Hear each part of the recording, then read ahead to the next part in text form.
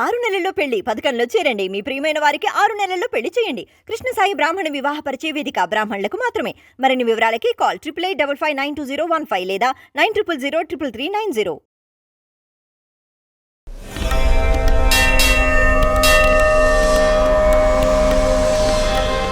మీరు ఇప్పుడు చెప్పారు కదా, శ్రీమాత శ్రీ మహారాజ్ఞి శ్రీమత్ సింహాసనేశ్వరి అని.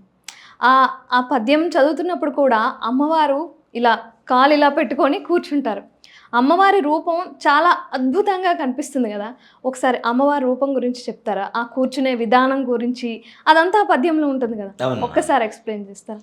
శ్రీమాత శ్రీ మహారాజ్ఞి, ప్రపంచం మొత్తానికి రాణి ఎవరు అంటే అమ్మ, లలితమ్మ. శ్రీ మాత, శ్రీ అంటే మనం ఎంతసేపటికి డబ్బు ధనం ఇలా అనుకుంటూ ఉంటాం కదా. ప్రపంచం మొత్తాన్ని చూసుకుంటే శ్రీ అనేటువంటి బీజంతోనే పొలుస్తాం, శ్రీం అనేటువంటి బీజంతోనే పొలుస్తూ ఉంటాం. మాత అంటే ఇక మనం చెప్పాల్సిన ఏంటి? అమ్మలగన్న అమ్మ, ముగురమ్మ, మూలపటమ్మ, సురారులమ్మ, చాలా పెద్దమ్మ, కడుపారి పుచ్చడి అమ్మ, దుర్గమ్మ.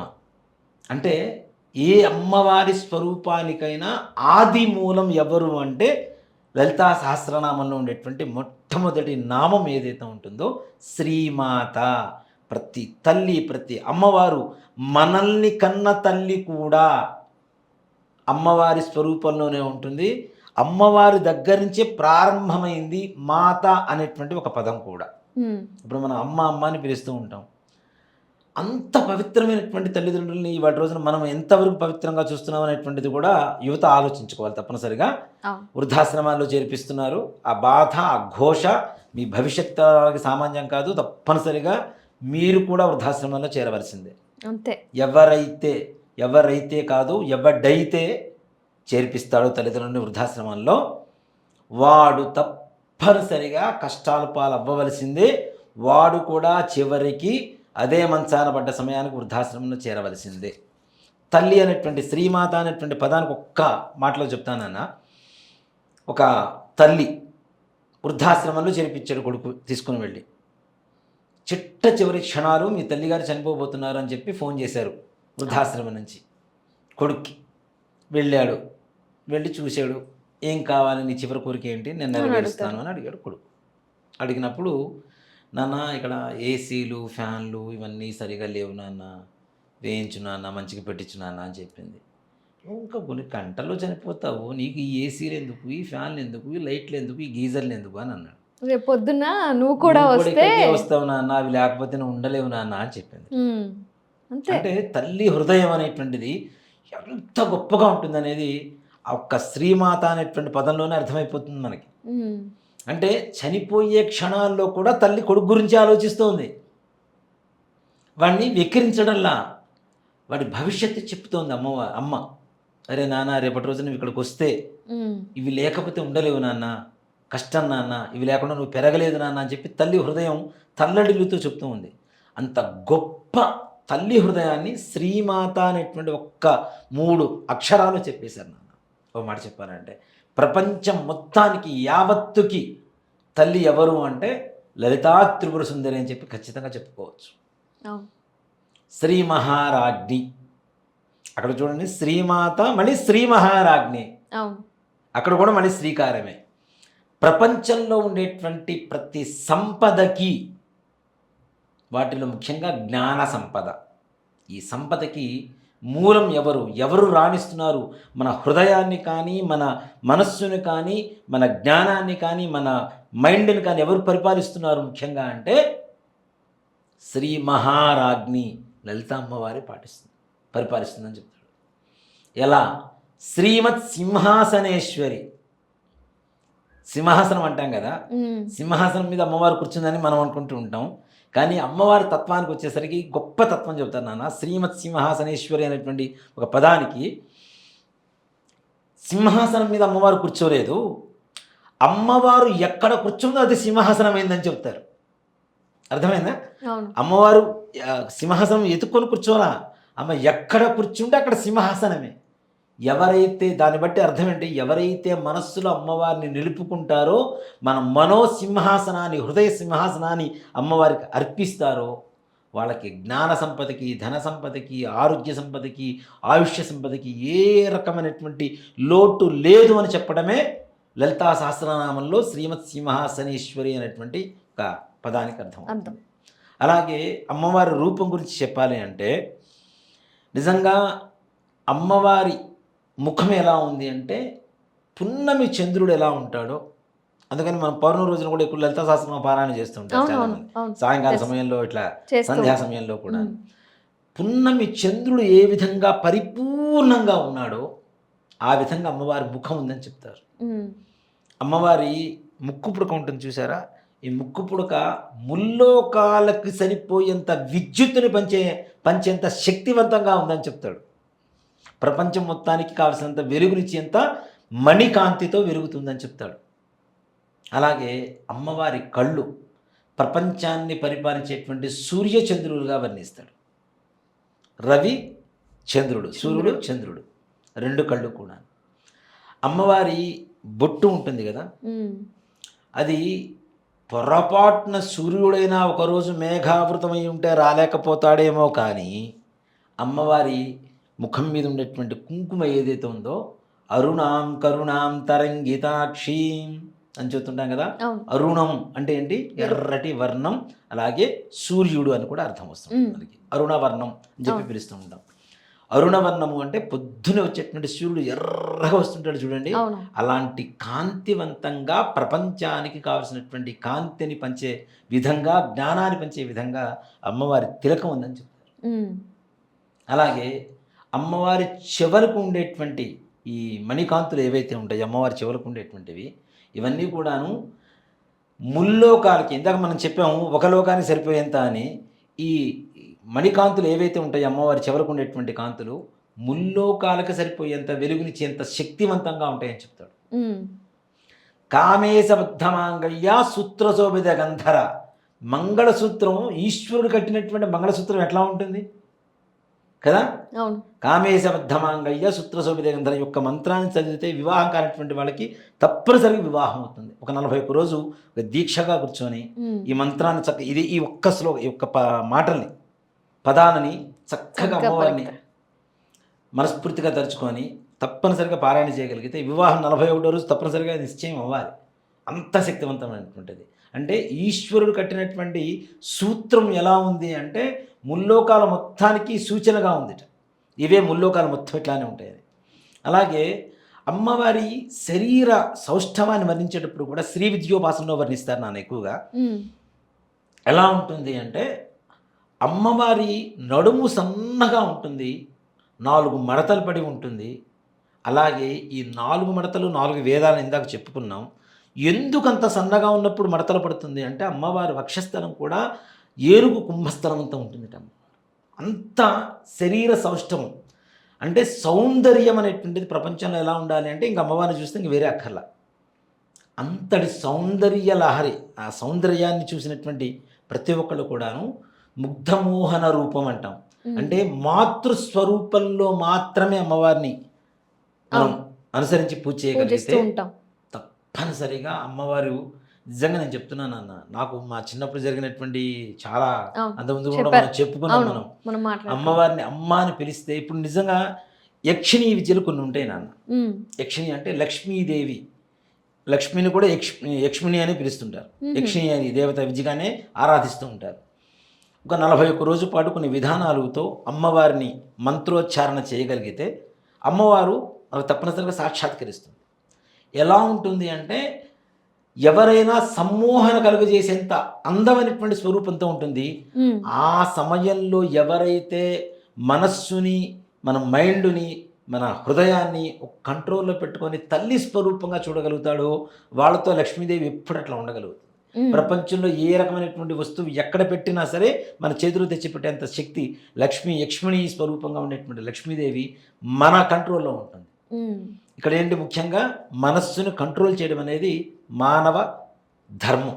తప్పనిసరిగా వీడు కంట్రోల్లో ఉంటే అన్ని ప్రశాంతంగా అన్నీ వస్తూనే ఉంటాయి. అమ్మవారు ఇలా కాలు మీద కాలు వేసుకొని కూర్చొని ఉంటుంది. ఇలా కూర్చొని ఉంటుంది. చాలా టీవీగా చక్కగా చెరుకు పట్టుకొని ఉంటుంది. ఈ అమ్మవారి ఆసనానికి కూడా కింద బ్రహ్మాది దేవతలు, అలాగే వారాహి, లక్ష్మి ఇలాంటి దేవతలంతా కూడా అమ్మవారి 4 మూలలకి పీఠానికి అధిపతులుగా ఉంటారు. ఈ అమ్మవారిని మోస్తూ ఉంటారు. ఇంతమంది దేవతలు మోసేటువంటి శక్తి అంటే ఆది పరాశక్తి. ఆది అంటే ఏంటి? మొదలు కదా నాన్న? మొదలు. మొట్టమొదటి మొదలు అని మనం ప్రత్యంగిర అమ్మవారి గురించి చెప్పుకున్నప్పుడు కూడా ఆది పరాశక్తి అనే చెప్పుకున్నాం మనం అంతమంది కూడా. అందుకనే ప్రతి స్త్రీమూర్తిని కూడా ఆది పరాశక్తి అనే పిలుస్తుంటాం. అవును. అలాగే ప్రతి స్త్రీమూర్తిని కూడా మాతృమూర్తిగా చూడమని చెప్తాం. అవునా? తల్లిని ఇక్కడ కొంతమంది ఇప్పుడున్నటువంటి పరిస్థితుల్లో నాన్న అత్తగారిని వదిలేసి రమ్మని, లేదా అత్తగారిని ఇందాక చెప్పినట్టుగా వృద్ధాశ్రమాలు పడేయమను, వదిలేసి రమ్మను, ఆమెకి ఏం కొనిపెట్టొద్దను, ఓ మూల పడేసి ఒక చిన్న ఇంత కూడు పడేయటము, ఇలాంటివి చేస్తూ ఉంటారు కదా. నిజంగా ఒక మాట చెప్తాను. నవమాసాలు మోసి కని తన రక్తమాంసాల్ని పాలగా ఇచ్చి ఆహారంగా ఇచ్చి తను తిన్నా తినకపోయినా పిల్లని అంత పెద్ద చేసినటువంటి తల్లిని ప్రేమగా చూడని వాడు పెళ్ళాన్ని ఎలా చూస్తాడు నాన్న? అంతేగా. ఎలా చూస్తాడు? అంత కష్టపడి పెంచిన తల్లినే ప్రేమగా చూడని వాడు పెళ్ళాన్ని ఎలా చూస్తాడు? నీతో అవసరం ఉన్నంత వరకే చూస్తాడు. నీ అవసరం అయిపోయిన తర్వాత పక్కన పడేస్తాడు నిన్ను కూడా. అది గ్రహించడం మానేస్తున్నారు చాలామంది. అందుమంది మనం చెప్పుకున్నట్టున్నాం ఒక కోడలు అత్త గురించి కూడా. కొత్తగా పెళ్ళైంది, కోడలు అత్తగారింటికి వచ్చింది. అత్తగారు కోడల్ని రాపాడిస్తూ ఉంది, తిడుతూ ఉంది. బయట జనాలందరికీ ఈ అమ్మాయి గురించి చెడుగా చెప్తోంది. నా కోడలు మంచిది కాదు, నాకు సరిగా అన్నం పెట్టదు, నాకు అది చేయదు, ఇది చేయదు, సేవ చేయదు, అది ఇదని చెప్పి జనాలందరికీ చెప్తూ ఉంది అత్తగారు. కోడలికి బాధేసింది. మా అత్తగారు మంచిది కాదు, గయ్యాలి, లాభం లేదని చెప్పి పుట్టింటికి వెళ్ళింది ఒకరోజు. వాళ్ళ నాన్నగారు ఆయుర్వేదిక్ డాక్టర్. ఓకే. ఆయన అడిగింది, నాన్న మా అత్తగారు చనిపోవాలి, ఏదైనా మందు ఉంటే ఇవ్వు అమ్మో అని చెప్పి కోడలు అడిగింది. అత్తగారు చంపేద్దాం అంటే ఆయన ఏమన్నాడు, ఆయుర్వేద డాక్టర్ కదా, నాన్న మందు ఇస్తా కానీ స్లో పాయిజన్ ఇస్తా. ఓకే. ఒక్కసారిగా చచ్చిపోతే పెళ్ళైన 6 నెలలకి అత్తగారిని మింగేసిందని నీకు చెడ్డ పేరు వస్తుంది, ఒకసారి చనిపోయిన అనుమానం వస్తుంది. కాబట్టి రోజు కొద్ది కాఫీలో కలిపివ్వు, ఆమెకి బీపీ షుగర్ ఉంది కదా, ఆ మందని చెప్పు కలిపిచ్చేసే, రోజు తాగుతుంది, కొన్ని రోజులు చచ్చిపోతుంది, నీ మీద ఏ రకమైనటువంటి ఇది ఉండదు అని చెప్పి. సరే మంచి పని నాన్న, బాగుంది, ఆలోచన బాగుందని చెప్పి ఏదో మందు తీసుకొని వచ్చింది. రోజు కొద్దిగా కాఫీలో కనిపిస్తూ ఉంది. ఈ అత్తగారికి BP, sugar, thyroid, heart problem అన్నీ ఉన్నాయి. ఈ తండ్రి మందు ఇచ్చేటప్పుడు ఒకటే మాట చెప్పాడు, నువ్వు ఈ మందు పెట్టినంత కాలం కూడా ప్రేమ నటించు, ప్రేమించకు, ప్రేమ నటించు, కేవలం నటిస్తే చాలు, చూసే జనాలు కూడా నీ మీద ఏ రకమైన అనుమానం రాదు, కాబట్టి నువ్వు ప్రేమ నటించు చాలు అని అన్నాడు. సరే అని చెప్పి ఇక మందు తీసుకునే చెప్పటి నుంచి అత్తగారి నెత్తిని పెట్టుకొని చూస్తుంది. అత్తగారు ఈ చీర కొనుక్కోండి, ఆ నగలు కొనుక్కోండి, అది కొనుక్కోండి, ఇది పెట్టుకోండి, ఇది తినండి, ఆ కూర తినండి, ఈ పచ్చడి తినండి, మీకేం చేసి పెట్టమంటారా, అది ఇదని ఊపిరాడనివ్వకుండా అత్తగారిని ప్రేమగా చూస్తున్నట్టుగా నటిస్తూ ఉంది. ఓ 3 నెలలు అయింది. అత్తగారు కోడల గురించి చెడుగా చెప్పింది అంతకుముందంతా. 3 నెలలు అయిన తర్వాత అత్తగారిలో మార్పు వచ్చింది. అరే నా కోడలు చాలా మంచిది కదా, నేనే అనవసరంగా జనాలందరి ముందు చెడుగా చెప్పాను అని చెప్పి అక్కడి నుంచి ఆమె దారి మళ్ళింది. నా కోడలు నా కూతురుతో సమానం, ఆ కూతురు కంటే నన్ను ప్రేమగా చూస్తుందని చెప్పి అందరితో చెప్పడం మొదలుపెట్టింది. చాలా ప్రేమగా చూస్తుంది. బదిగో ఈ చీర కొని పెట్టింది, ఈ నగ కొని పెట్టింది, నాకు ఇవాళ ఈ కూర చేసి పెట్టింది, అది చేసి పెట్టింది, ఇది చేసి పెట్టింది, అందరితో మంచిగా చెబుతుంది కోడల గురించి అత్తగారు. నిదానంగా అవకున్న రోగం కూడా తగ్గుతుంది. బీపీ, షుగర్లు కూడా ప్రేమ ఈమె నటిస్తుంది కదా, అది నిజమైన ప్రేమని ఏమనుకుంటుంది కదా, అంత ప్రేమ చూపిస్తుండేసరికి ఇవ్వకున్న రోగం కూడా తగ్గిపోతూ నిదానంగా తగ్గిపోతూ మంచి ఆరోగ్యవంతంగా తయారవుతుంది. ఆ నోట ఈ నోట పడి ఈ మాటలన్నీ మళ్ళీ కోడలు చెవికి వచ్చినాయి. మీ అత్తగారిని గురించి చాలా గొప్పగా చదువుతుంది, ఇలాంటి కోడలు కావాలి ఎవరికైనా, కూతురులాగా చూస్తున్నావుట, మంచిగా చూస్తున్నావుట, మీ అత్తగారు నిన్ను నెత్తని పెట్టుకుంటుంది, అసలు నీ గురించి ఎంత గొప్పగా చదువుతుందో అని చెప్పి అందరూ వచ్చి చెప్పారు. ఈమెకి కోడల్లో మార్పు వచ్చింది. అరే మా అత్తగారు చాలా మంచిది కదా, నేనే పొరపాటున ఆమెను చంపడానికి మందిచ్చాను, అయ్యో పొరపాటు చేశాను కదా అని చెప్పి తండ్రి దగ్గర కూడా పరిగెత్తుకుంటూ పోయింది. నాన్న నేను పొరపాటు చేశాను నాన్న. ఏం చేసావు తల్లి? మా అత్తగారు చాలా మంచిది నాన్న, ఆమె చనిపోకూడదు నాన్న, మంచిగా ఉండాలి నాన్న, నన్ను ఇప్పుడు బాగా అర్థం చేసుకుంది, నన్ను కూతురులాగా చూసుకుంటుంది, అది ఇది అని చెప్పి చెప్పింది. అమ్మా మీ అత్తగారు చనిపోవడానికి మంది ఇవ్వలేదు నేను, ఆకున్న రోగాలు తగ్గడానికే మంది ఇచ్చాను. 3 నెలల పాటు నువ్వు ప్రేమ నటిస్తేనే నిన్ను నెత్తిన పెట్టుకుంటే నిజంగా నువ్వు ప్రేమిస్తే ఎలా ఉంటుంది మీ అత్తగారు నీతో? అంతే కదా, ఆలోచించుకొని చెప్పి వదిలిపెడితే ఏడ్చుకుంటూ అత్తగారి దగ్గరకు వచ్చి పాదాల మీద పడి ఏడ్చింది. అక్కడి నుంచి వాళ్ళిద్దరు సుఖంగా సంతోషంగా ఉన్నారు. సో దీన్ని బట్టి ఏంటి అంటే భార్య చెప్పాల్సింది ఏంటి భర్తకి, నీ తల్లిని నువ్వు కరెక్ట్గా చూసుకో. అంతే. అప్పుడు ఆటోమేటిక్గా వాళ్ళకు పుట్టే పిల్లలు ఈ తల్లిదండ్రులను మంచిగా చూసుకుంటారు. అంతే కదా. ఇప్పుడు తల్లిదండ్రుల కోసం ఒక కొడుకు గోతులు తవ్వుతూ ఉంటాడు, వాడు కొడుకు పక్కన గోతు తవ్వుతుంటాడు. ఎందుకు అంటే నువ్వెందుకు చదువుతున్నావు అంటాడు. మా అమ్మ మా నాన్న కోసం, నేను నీ కోసమే అని చెబుతుంటాడు వీడు. అంతే. అంటే మనం ఏం చేస్తున్నామో అది చూసి నేర్చుకుంటున్నారు వాళ్ళు పిల్లలు. అవును. భవిష్యత్ తరాలకి తప్పనిసరిగా తల్లి బాధ్యతలు ఏవైతే ఉన్నాయో, తల్లిని ఎలా చూసుకోవాలో మనం నేర్పిస్తున్నాం. చాలామంది చూడండి, నాకు అలాంటి అమ్మాయి కావాలి ఇలాంటి అమ్మాయి కావాలని చాలామంది కోరుకుంటారు. అందం, అలా ఉండాలి, ఆ ఉద్యోగం చేయాలి, ఇట్లా చేయాలి, ఇట్లా చేయాలని కోరుకుంటారు. అనుకోగా కానీ ఉండాలి కదా, కానీ ఏ మగవాడికైనా బెస్ట్ ఎగ్జాంపుల్ వైఫ్ ఎవరు, ఎలా ఉండాలి వైఫ్ ఎలా ఉండాలి అని బెస్ట్ ఎగ్జాంపుల్ ఎవరిని చూసుకుంటారు అంటే తల్లిని చూసుకుంటారు. నా తల్లి లాంటి వైఫ్ నా జీవితంలోకి వస్తే నా లైఫ్లో నా తల్లి తర్వాత మళ్ళీ తల్లి తనే కదా. అది మనం గ్రహించాం తొందరగా. ఎంతసేపటికి అందంగా ఉండాలి, మాకు అలా ఉండాలి ఇలా ఉండాలి అనుకుంటాం. కానీ మన తల్లి లాంటి వైఫ్ మన జీవితంలోకి వస్తే అంతకుమించి పరమానందం ఇంకోటి లేదు జీవితంలో. అవునా? ఎక్కడ చెడ్డ తల్లి అనేటువంటి పదం అయితే లేదు. ప్రపంచంలో చెడ్డ తండ్రి కూడా ఉండొచ్చేమో. చెడ్డ బాబాయ్ ఉంటాడు, చెడ్డ పిన్ని ఉంటుంది, చెడ్డ మామ ఉంటాడు, చెడ్డ మేనత ఉంటుంది, చెడ్డ మేనమామ ఉంటాడు, బాబాయ్ ఉంటాడు, పిన్ని ఉంటాడు, అక్క చెల్లి తమ్ముడు అందరూ ఉండొచ్చేమో. చెడ్డ తల్లి అనేటువంటి పదం ఎక్కడా కూడాను ఏ డిక్షనరీలో కూడా ఎక్కడా రాసలేదు. సో కాబట్టి తల్లిని చూసుకునేటువంటి విధానం ఏదైతే ఉందో, నిజంగా లలితా సహస్రనామం చదువుకునేటువంటి వాళ్ళకి అత్తను చూసుకునేటువంటి ఇది కూడా ఉంటుంది. ఇంకోటి కూడా చెప్తానన్న, లలితా సహస్రనామం చేస్తూ ఉంటారు చాలా మంది, గుళ్ళకు వచ్చేసి 1,00,00,000, 10 కోట్లు చేస్తూ ఉంటారు. ఇంట్లో అత్తగారినేమో ఒక గదిలో పెట్టేసి ఒక చిప్పలో అన్నం పడేసి తాళం వేసి వస్తారు. అత్తగారు జైలు పక్షిపా. ఇంకా నీకేం పుణ్యం వస్తుంది? అమ్మవారు నీకు చెప్పింది ఏంటి? అందరిని మంచిగా చూడమని చెప్తోంది. నీ తల్లి తర్వాత తల్లి అని చెప్పి అత్తగారిని చూపించింది. పుట్టింటి నుంచి అత్తింటికి వచ్చావు కానీ ఇది కూడా పుట్టిల్లేనంత ప్రేమను చూపించమని చెప్తోంది. ఇవన్నీ మర్చిపోయి అత్తమామని లోపల పడేసి తాళం వేసేసి ఒక చెప్పులో ఇంత 2 ముద్దలు కూడి పడేసి వచ్చేస్తే అది కరెక్టా? 1,00,000 సార్లు చదివితే ఏంటి, 1,00,00,000 సార్లు చదివితే ఉంది. అంతే కదా. అంటే మానవ ధర్మాన్ని కాకుండా దాన్ని, అంటే మన ధర్మాన్ని అనుసరించకుండా ఎన్ని పూజలు చేస్తే దేవుడు ఎందుకు హర్షిస్తాడు చెప్పండి? అంతే. మానవ సేవే మాధవ సేవ అంటున్నాడు కదా. మానవ సేవ ప్రపంచం మొత్తం సేవ చేయక్కర్లా, ఇంట్లో ఉండే వాళ్ళకి సేవ చేయండి చాలు. అది చేయకుండా నేను మాత్రం కాళ్ళ నిండా పసుపు పూస్తారు, పెద్ద బొట్టు పెడతారు, జడలేస్తారు, పూలు పెడతారు, వస్తారు, కూర్చుంటారు, లలితా సహస్రనామం ఇన్నిసార్లు అంటారు, త్రిశతి, ఖడ్గమాల అన్ని పరిపూర్ణంగా చదువుతారు. ఇంటికి పోయేసరికి అత్తగారు ఇట్లా కూర్చొని ఉంటుంది, ఎప్పుడు వస్తుందా కోడలు, ఎప్పుడు మంచి ఇంటికి వస్తుందా అని. అంతే. అవునా? దానివల్ల ఉపయోగం ఉంటుందా? ఉండదు కదా. ఇంట్లో వాళ్ళని చూసుకున్నా అంటే గృహస్థు ధర్మం అంటాం. గృహస్థు ఆశ్రమం అంటే భార్య భర్తలు ఏదైతే వివాహం చేసుకున్నటువంటి ఆశ్రమం ఏదైతే ఉంటుందో, బ్రహ్మచర్యం, వానప్రస్థం, అట్లానే గృహస్థు ఆశ్రమం.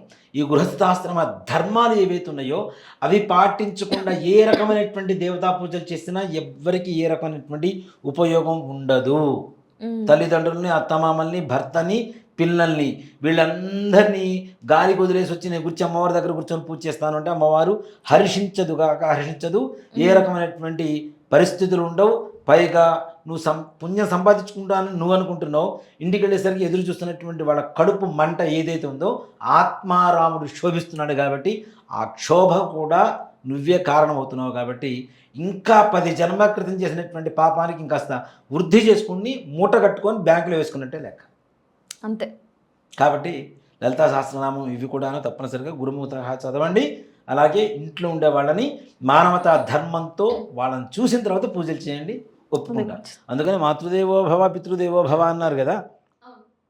లలితాదేవో భవ, దుర్గాదేవో భవ అవి తర్వాత. మొట్టమొదటిగా మన లైవ్లో కనపడుతున్నటువంటి దేవతలు ఎవరు? తల్లిదండ్రులే కదా. వీళ్ళ తర్వాత సూర్యుడు, చంద్రుడు. కాబట్టి ముందు వీళ్ళకి పూజ చేయండి, తర్వాత సంగతి తర్వాత.